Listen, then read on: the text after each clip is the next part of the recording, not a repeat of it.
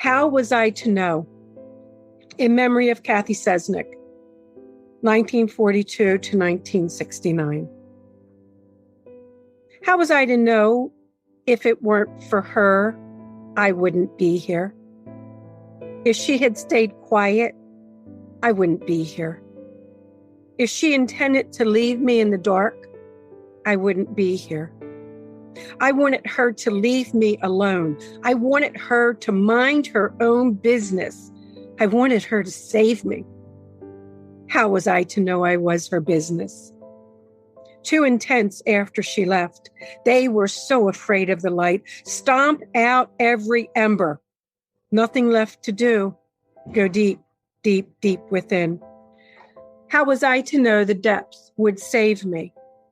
How was I to know if it weren't for her, I wouldn't be here?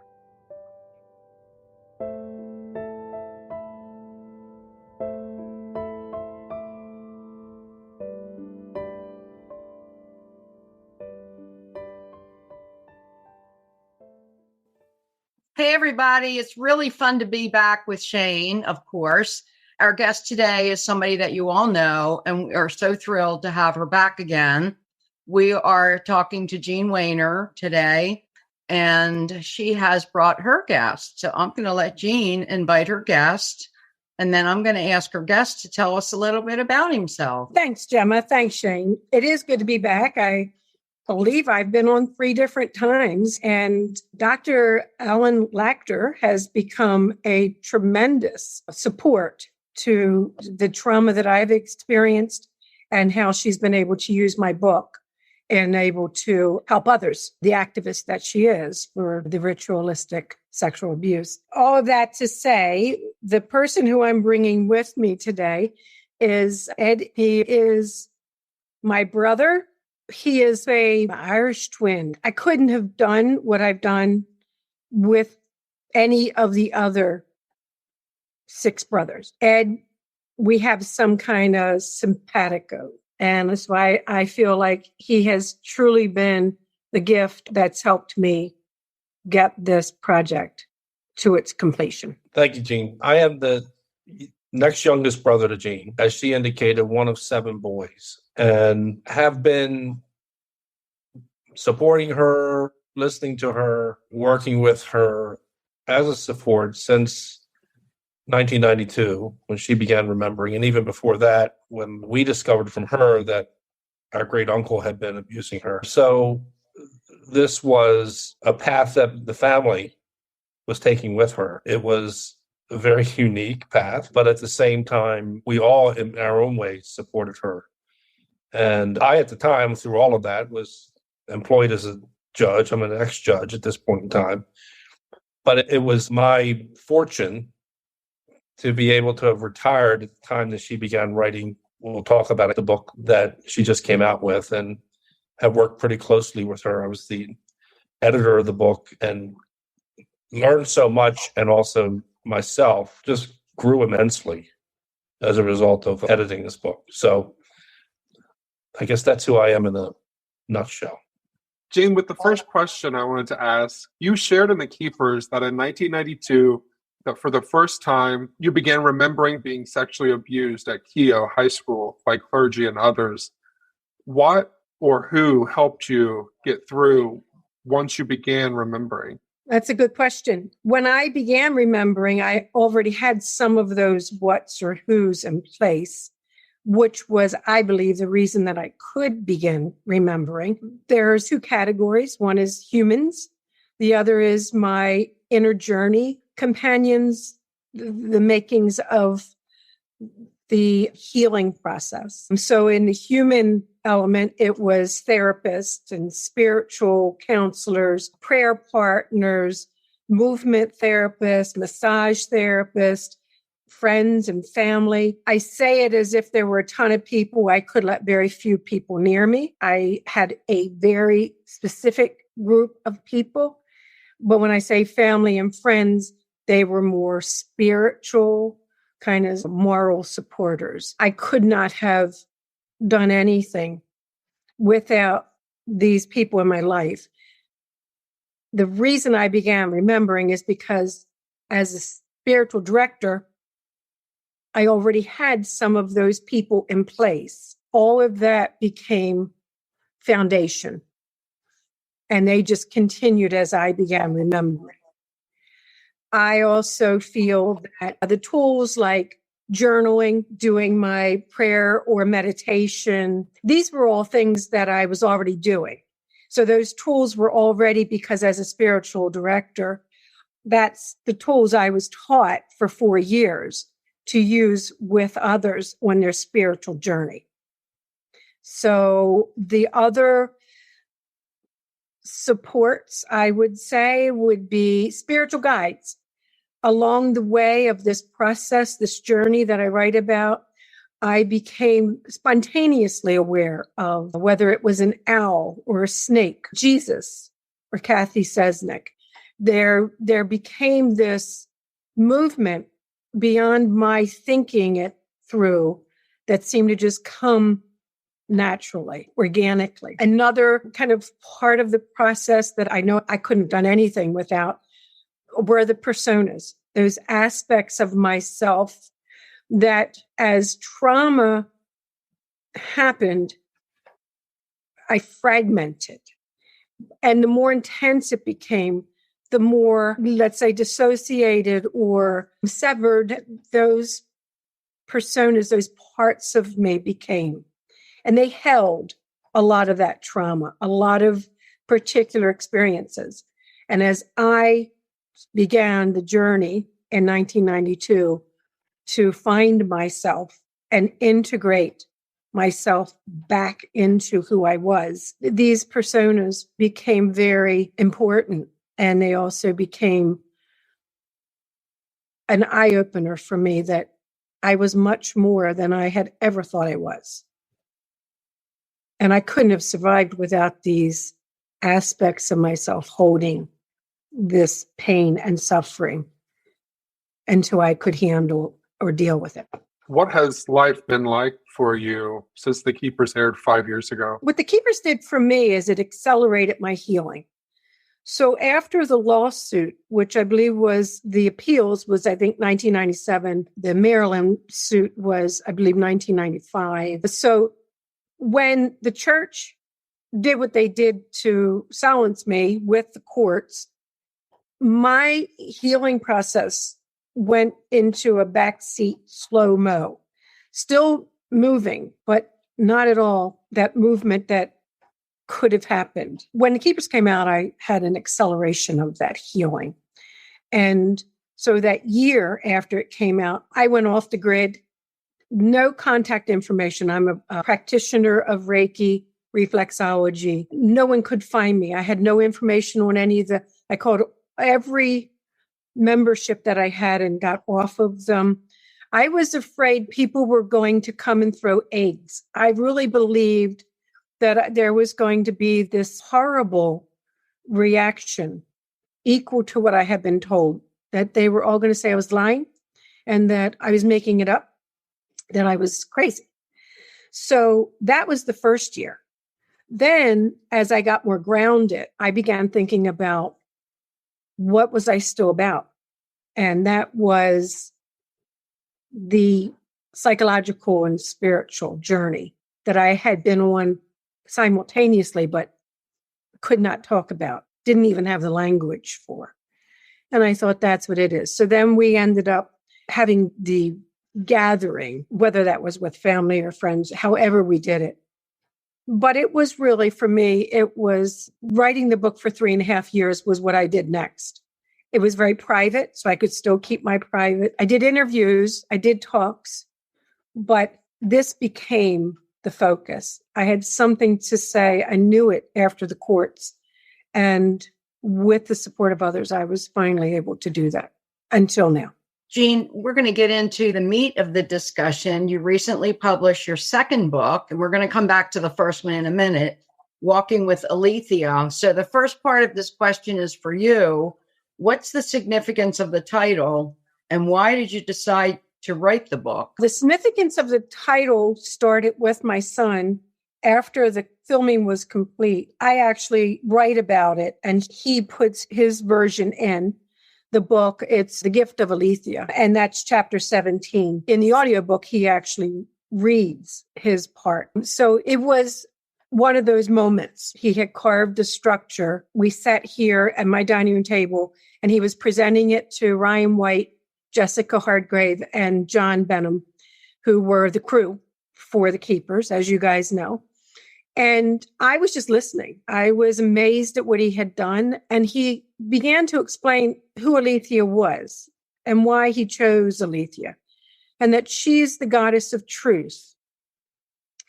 And as he spoke, I knew that I was being, again, in that whole idea of psychological and spiritual movement, I knew I was being introduced to someone that was very important in my process. Didn't know why, didn't know. I just could feel it. So for me, the idea of what is in this book is about truth. It's about speaking our own personal truth and trusting it no matter if anyone else believes it or not. And that seems to be what my journey has been a lot about. But that to me is a big part. My son Gray carving this structure, this carving, presented it as gift to them, and I felt it was being handed to me at the same time. Aletheia's symbol, similar to a mascot for other goddesses, is a mirror. She holds it outward for those who look to just see the truth it reflects back to them. Throughout my health walk, others continually reflected what they saw in me back to me. That ongoing interaction by itself, I have to say, was a powerful healing tool for me. I wanted a cover that expressed my journey with truth, my inner journey with truth, my lived experience with truth. I also wanted a modern picture of me as the adult, looking into the mirror of truth and finding the child within, which was me. The designer of the book picked this Persian rug, and these Persian rugs always had a prayer rug that went with them. And she picked this because she felt very much like the truth is often kicked under the rug. That what the archdiocese, what the police department, what the courts want to do is just kick it under the rug. And yet what she felt with the Persian rug is there's a prayer rug. And that prayer rug in the center of all that crap being pushed under the bigger rug is where that got to come up and out.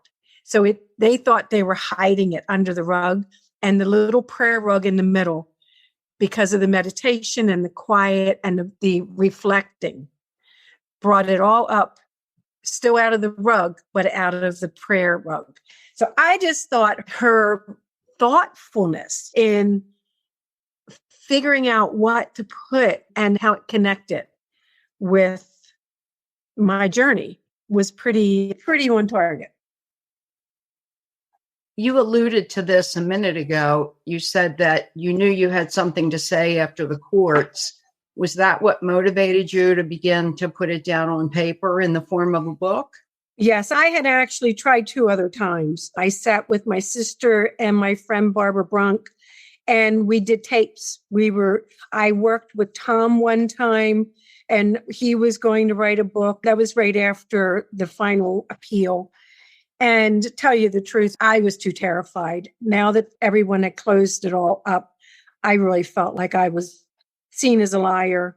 Tom and I went so far, and both of us knew we couldn't go any further. So there were like 3 times that I tried to write that spiritual psychological movement that I was so aware was going on separate from the physical. And that was the start of it, was after the courts, when I knew I wasn't done. It's always that feeling like, am I done? And I knew I wasn't done. And that's one of the big things I wasn't done with. I had to share that process. I'm going to turn to you now. Do you have a favorite part of the book, and why? Is there a section that speaks to you the most? I guess if you're speaking of a chapter, for me, it was, in terms of editing it, And this process, I'll give you an idea of how we work together. Jean would just put things on and would give me what it was, her version of what it was.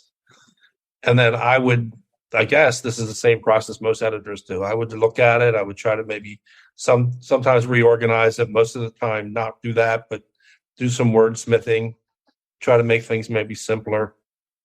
And I remember getting Lantern in the Bow and just being blown away. It was an incredible 5 pages. It's only 5 pages. And for me, it's so succinctly dealt with what her life has been like in terms of the growth from the terror that she was feeling. And in that chapter talks about the wise old woman who is on the cross, who is taken from the cross, but is wailing in agony. And yet at the same time, both has the realization of the sadness, incredible sadness of what's happened. And yet at the same time, has the wisdom to be able to see the bigger picture. And you have 2 figures in that chapter. One is the very young child who was hidden away in order to protect that core of goodness. And then you have the wise old woman who has seen what has happened to that particular human being by these monsters. And that is all in one chapter. And her journey through the bowels, it's through the shit of what she had to deal with her life. And at the bottom of the bowels is, again, this young girl who still holds the goodness of who she is. It has that in it, but there's more. It has her relationship with Jesus. It's summarized in such a clear way of having come from a relationship with Jesus as God or the Son of God and a spiritual friend. By the end of the chapter, making a contract with him like, all right, it looks like I don't have any choice but to keep you in my life. But if I'm going to do this, don't expect me to accept whatever it is you tell me without asking questions. So there's that maturity of we're not going down this road again. And I think all of those things combined together, as I said, my mouth just hung open. This is such an incredible piece of writing. And so that's my favorite. I bought the paperback and then I actually bought the Audible because I like to listen to books and I knew that you had narrated it yourself. I thought both were powerful, but I'm so glad that I got the Audible because I was able to hear your family. And there was something different about listening to you tell your story. The writing was impeccable, but the verbal part, Jean, just hit me in the heart. So what was your favorite chapter of the book? I would say it was Birth of a Warrior, chapter 24. And the reason I would say that is that I'm not just writing a story. This all came out of journals. The experiences were lived. So not just the experience of back then, but these were the ways that I came to know what I experienced. And so I do know that the fact that I could feel that I had felt like my spirit had been killed for a number of years, that it was dead. I knew it as an adult. I just felt as I began remembering and understanding, I understood why. And in that meditation that went on and goes on, I felt the pure devastation. I felt me on that floor. I was on that floor as Frances, that persona. I was done. So when this warrior came up, I'm still amazed. I'm still in awe of what can happen. She just came up in armor. And part of me is, I want to be her. And it's like, wait a minute. It took a lot of work to realize I am her. That came from me. That was the big final aha. If I'm going to get out of here, I'm going to have to do exactly what I'm told. I don't even care what it is anymore, but I am not going to end up just staying on this floor dead. You will not kill me. Now, I don't even pretend that I knew any of that as it unfolded. It has been years of coming to understand that. So I would say Birth of a Warrior still makes me cry because I can feel this presence of myself come up and just say, you're not going to take us down. You're just not going to take us down. I don't know what I'm going to do, but you will not destroy me. I think what you just shared is so poignant because people get it. People that have been through something, some trauma, get it. When that warrior inside, and that's the core of what we are, whether it's an illness or a loss or a wrong from somebody else. I think the way we're made is that there's that nugget inside that's not going to give up. And there you were. I think there's one other emotion that always comes with this, and I have to continually deal with it. Why that didn't happen for others really does blow my mind. It makes me a bit crazy why others didn't have that within them. I don't understand, because I am always aware that I could be dead right now. I'm always aware that I would be dead right now if certain things didn't happen. And this was one of those things. So I do always have such a heavy heart for those who couldn't or didn't, or for whatever. I can't even explain it. But it does still hurt my heart to think, why me? Why me? It's no different than any of the other women, the ones who are still hiding. I'm no different. It's heavy. Maybe it's you because you were chosen to do this job. That's a bigger conversation.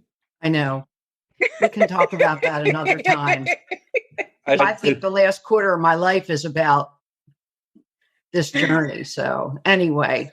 I would like to jump in here at one point and note that Jean does, both in her first book, but also in this book, does quote the Maya Angelou piece about surrender is as honorable as fighting, especially if one has no choice. One of the things that I would comment on, and Jean, I hope you can tell me if I'm right or wrong, is that arising of the warrior was just the idea of this is a point of surrendering in some ways to what they're doing. 100%. But it is the only honorable thing to do in this situation. Because what happened is that warrior became my worst enemy. That warrior was the whore. That warrior became what I despised most about myself in order to survive and get out of there. So it became a two-edged sword. It became one of the hardest parts of myself to, at some point, begin to interact with. You both have mentioned a couple times Jean's first book, which I have a copy of back when we did our first podcast episode together. Some listeners may not know what we're talking about, but a while back you released a first book called Conversations with Myself. Can you explain to us what the difference between that book and this book is? And if you both could, give us what your favorite poem is from that book. Sure. The difference is that Conversations with Myself is, there was a particular way that I wrote after the courts said, give us your journals, or basically this is going to come to some kind of stop or slow or no, or nothing. I began writing in this kind of more poem form. After The Keepers came out, I was going to put them up on my webpage. And my sister, Cass, and my daughter, Sarah, said, don't do that. People will start cutting and pasting and saying theirs. We think you should do a book. So I thought, that's the last thing in the world I have energy for, nor do I know what to do. And Tom Nugent's wife, Amy Nugent, said she would help me. And so she began to help me put together this little book. And Next thing it went out, I published it, self-published. And I call it Conversations with Myself. And I use the capital M, my, and a capital S, because the self is that core. It's where we connect somewhere within all of what we are. So the conversations were with the bigger self, beyond what I knew, what I understood. So it's leaving this open kind of connection to allow that dialogue, that conversation, that connection, and then to discern it after the fact with those you trust. And so that's what this book was about. Conversations with myself. Walking with Aletheia was almost like I took all of my journals and all the things that had happened. And Walking with Aletheia is a master journal. It became everything in a fine-tuned, integrated way. It was one of the most healing parts of my process. How do you talk about spirituality and psychological workings of the brain while you're talking about things that are happening in the body, this body, mind, and spirit? So that's the difference. This is one particular time I was doing a writing sabbatical, and I sat down and said, okay, I'm going to get this time to write. And I didn't want to journal the way I used to. So it became pretty impressive conversations with these younger aspects of myself. And what I'd like to do is read to you, if you don't mind, one paragraph at the beginning of the book. These pure conversations with my teen self can be disturbingly raw and painful to read. I feel that when I read them. I, however, was deeply changed, touching the depth of pain and suffering my younger self was sharing with me. It was a level of feeling I had been afraid to enter into. I could not separate my teen self from my present self in that horrible pain. There was no room for pretense. She was me. It will be impossible for me to ever again diminish the dehumanizing, torturous raping of my body, mind, and spirit by others. These poems were literally conversations with parts of me, like throwing up memories. I was throwing up memories through these poems. So they were impacting me as I was telling them to myself. The poem that still strikes me, makes me think, makes me feel. How was I to know? In memory of Cathy Sesnick, 1942 to 1969. How was I to know if it weren't for her, I wouldn't be here? If she had stayed quiet, I wouldn't be here. If she intended to leave me in the dark, I wouldn't be here. I wanted her to leave me alone. I wanted her to mind her own business. I wanted her to save me. How was I to know I was her business? Too intense after she left. They were so afraid of the light. Stomp out every ember. Nothing left to do. Go deep, deep, deep within. How was I to know the depth would save me? How was I to know if it weren't for her, I wouldn't be here? I guess picking up with relationship with Cathy, she wrote a poem, I guess it was early on, when she began to feel that Cathy was reaching out to her. And in the same way that Jean consistently says how she's not done, the message that she was getting from Cathy is, I'm not done and you're not done. And so I'm going to read a passage. I will get to the poem, but I wanted to put it in context. This poem appears also in the book. So I will read a paragraph before I actually read the poem itself.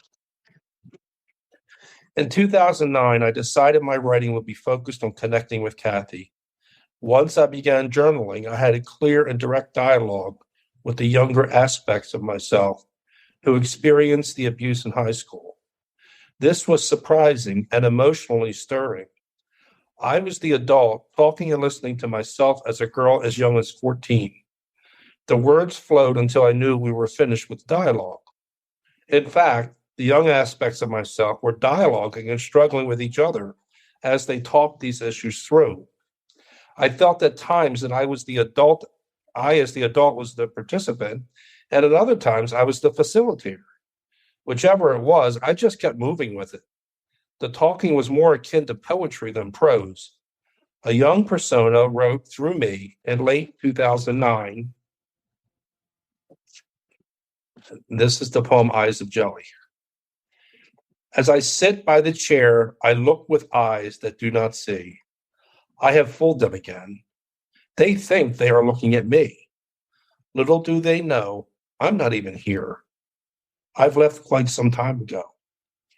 My eyes are just empty pools of jelly, trying not to be found out. If they knew, they would eat them too.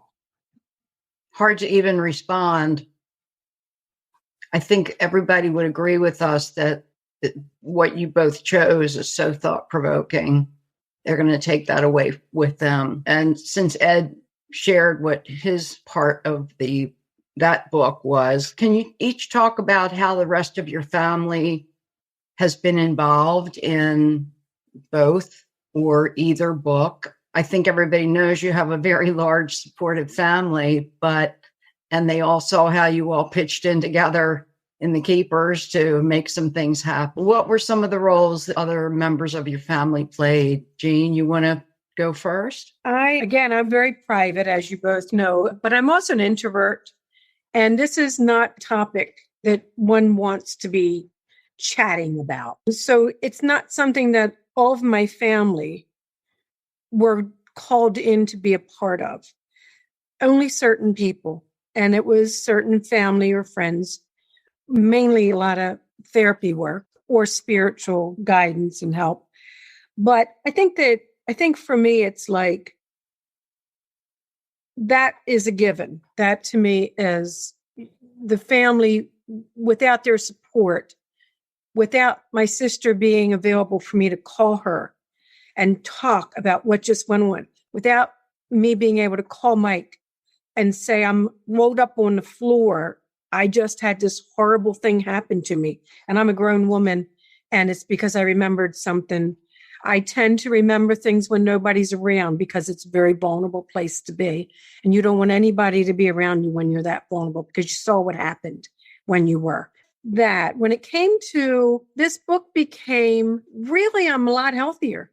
And being a lot healthier, I don't need all those people to shore me up in the way I needed to before. And I'm a lot more accepting of the fact that I am an introvert.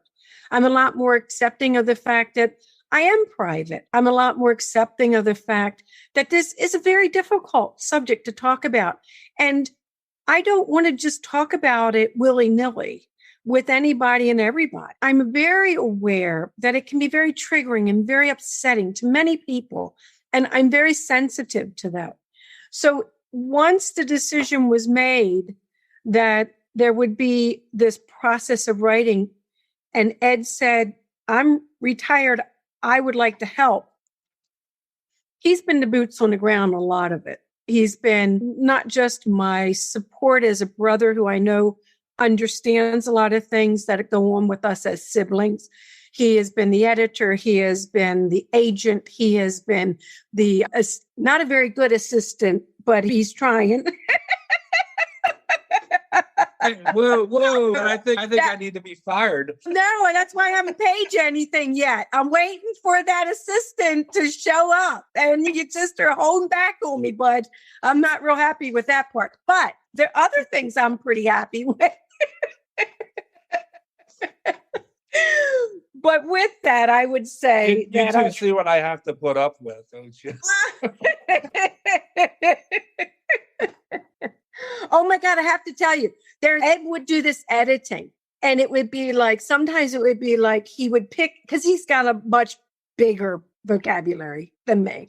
And so at certain times he would say, how about this word? And I'd say, Ed, I have to be able to pronounce it if I'm going to pretend that it came from me. And he'd be like, this is how you pronounce it. And I'm like, I still can't pronounce it. I got to look it up in a dictionary. So we had quite a few times where we struggled, but there were probably, I can think of two in particular where I was pissed. I was pissed and I was yelling at him.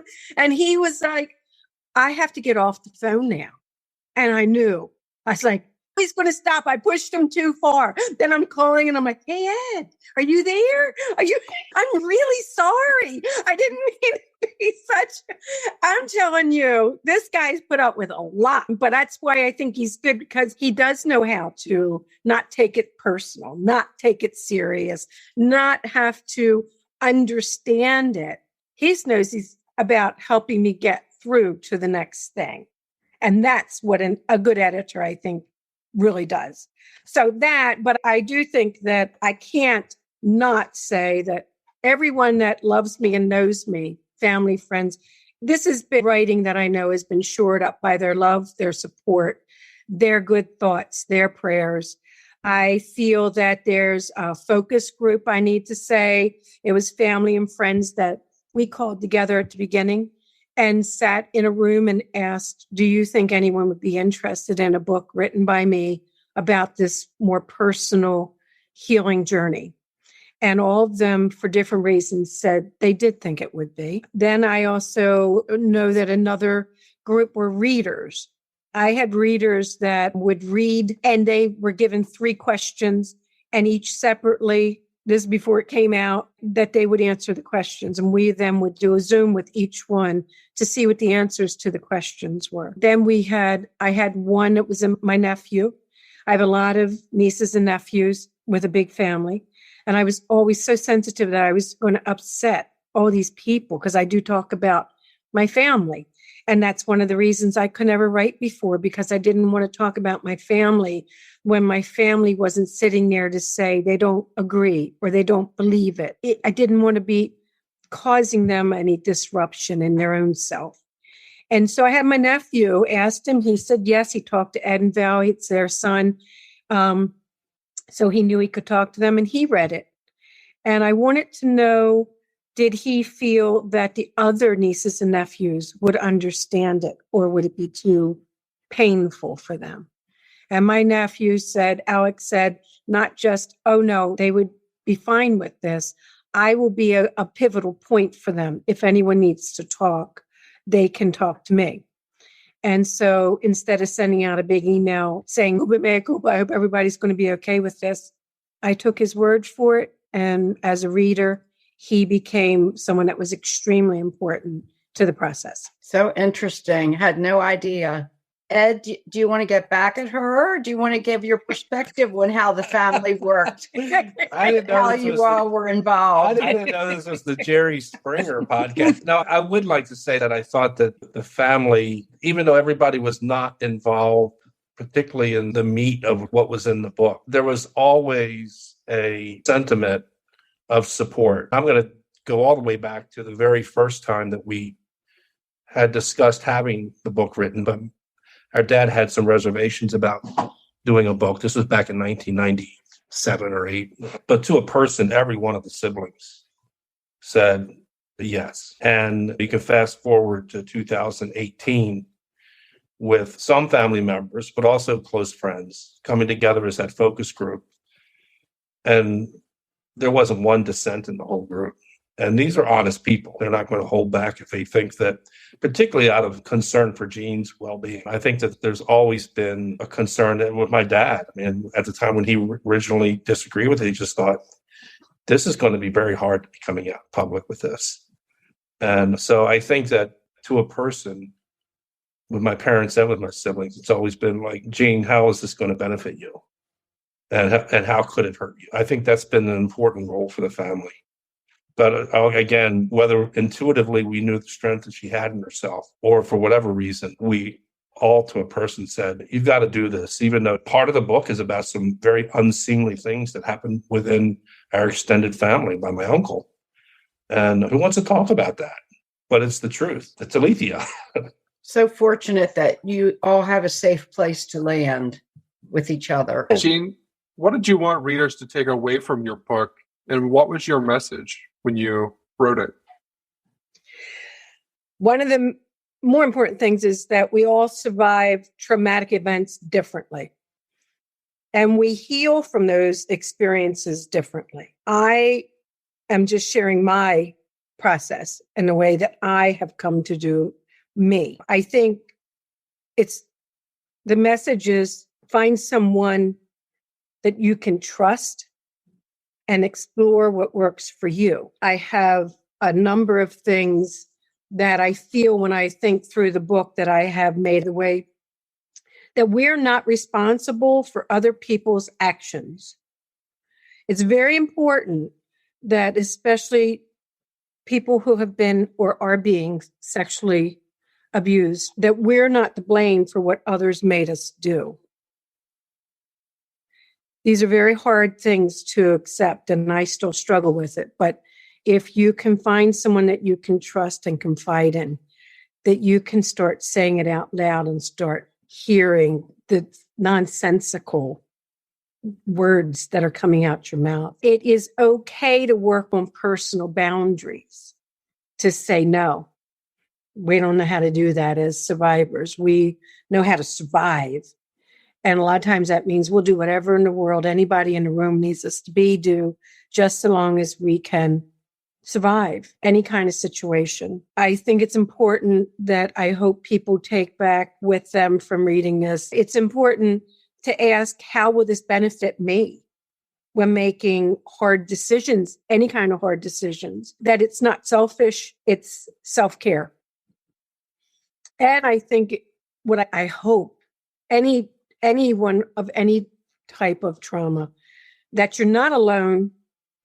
And there are many folks hoping to help you on your own personal health walk. It's just trying to take that little step into figuring out what that means for you.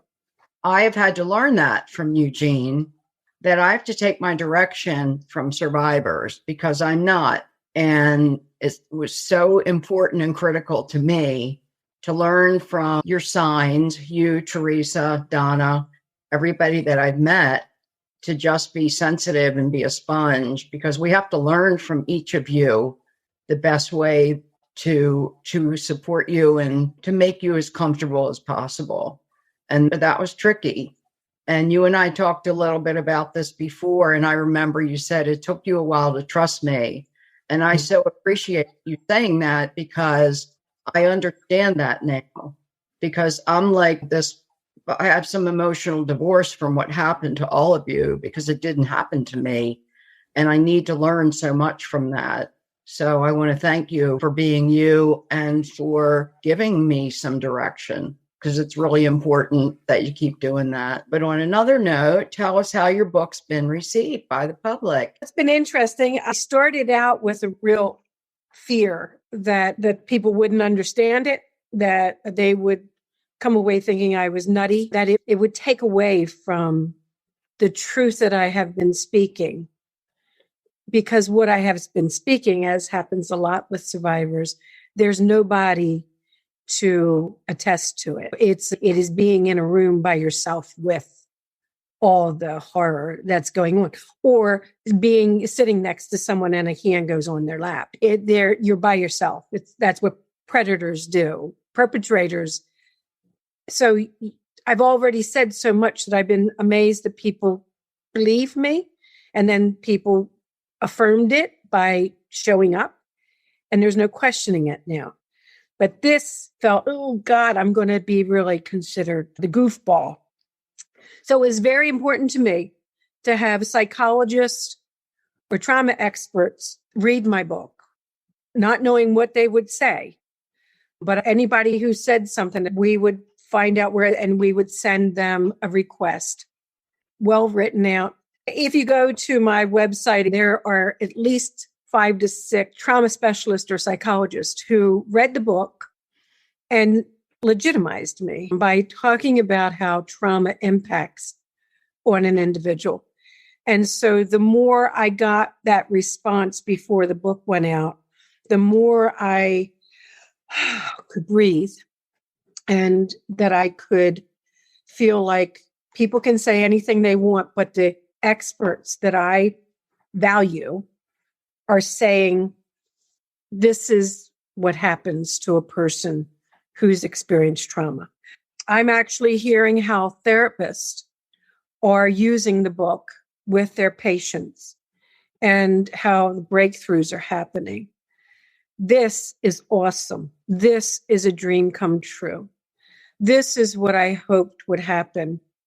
After McHugh did his number in all of the ways that he dished the dissociative disorders, repression of memory, whatever we want to label it, these doctors are all out there still. He can be retired, he could die. But there's an awful lot of doctors out there psychologists who have been taught by him to know that. And then to hear these therapists say they're using what I hoped would be an affirmation to them and a source of support and a tool that they're using it, I couldn't be happier. That's just one of those that I hope to have supported, those therapists. In the month of July, Jean has 2 book events scheduled so far. The first is on Sunday, July 10th at 2 p.m. at the Barnes & Noble's Ellicott City, located in the Longgate Shopping Center in Ellicott City, Maryland. The second is on Thursday, July 21st at 6 p.m. at the Ivy Bookshop in Baltimore, Maryland. You can visit Jean's website to stay up to date and order her books. It is JeanWehnerCoach.com. JeanWehnerCoach.com. The link is also in the show notes. When I do events, what I end up doing, we start off with a list of questions and we have a moderator. Someone is moderating. They will ask the questions. They're basic questions. So if someone hasn't read the book, they get an idea. Then someone's handing out cards. I don't have people just call out questions because I'm very concerned someone's going to say something that might either be triggering or upsetting. And this isn't the place nor the time in my mind for that. So people can write their questions down. While they're doing that, I read a chapter of after I read a chapter of the book, we show the animation that was created for the Keepers Impact site. And then we have the questions are read by somebody and they will then pass them to the moderator who then asks the questions. After that, we ask who here needs to get their book signed real quick and get out of here. And that's what they do. And then others who want to say a little something while I'm signing the books will come after that. Because a lot of people have a little something they just wanted to say. And so we've slowly gotten better at how to get it so that it's as smooth as possible and it doesn't hold people up as much as it could. For folks that will not be able to see you in person, unfortunately, where can they get your books plural, and in order to get a book signed, what would be the process? There are several places to purchase the books, and one is on Jean's website, JeanWehnerCoach.com, also Amazon, obviously. Barnes & Noble sells the book, and also from the publisher, LogoSophiaBooks.com. A person can purchase the books from any of those. Book events, again, will be on the Walking with Aletheia at gmail.com. And that's also where if someone wants to have a book signed by Jean, they can just make the request on that email address, the Walking with Aletheia at gmail.com. And there's a process she has for communicating with the person, getting the payment, and mailing it out to them after she signs it. Also, obviously, if you want, you come to the event, you can have a book signed at the event also. Yeah, bring your book if that's the case that you already got it. Walking with Aletheia is also available as an audiobook on Audible. Jean narrates it herself, and I must say, it is a must listen to, even if you've already read the physical book. If you go to audible.com, just search for Walking with Aletheia in the search bar to find the book. That's spelled Aletheia. You can also search for Jean Wehner, JeanWehner. A direct link to the audiobook will also be in the episode show notes. Jean, what advice do you have for survivors of any kind of childhood abuse, as well as advice for their family members? I think it's pretty simple. I think that first and foremost, I want to say that it is still happening. Just because there are a number of older survivors who are able to talk about it for their reasons, we are survivors supporting survivors. I think it's really important to understand that I do this because I was a child and nobody did anything or knew, one or the other. There are still children being sexually abused. Perpetrators have gotten better at hiding it. Those who are the umbrellas for those perpetrators have become more savvy with what they got to present and are still keeping things close to the chest. I would say my advice is that first and foremost, we do find the courage to talk about these things that are so terribly difficult to talk about. I don't know how, but that it's shared in some way, shape, or form. The last that I had read is people are usually 52 when they start to talk about it. Think about it. 52. So if we don't, as 52, 60, 69-year-old survivors, talk in some way publicly about this, those children who are being abused, they don't get to hear elders say that this stuff happens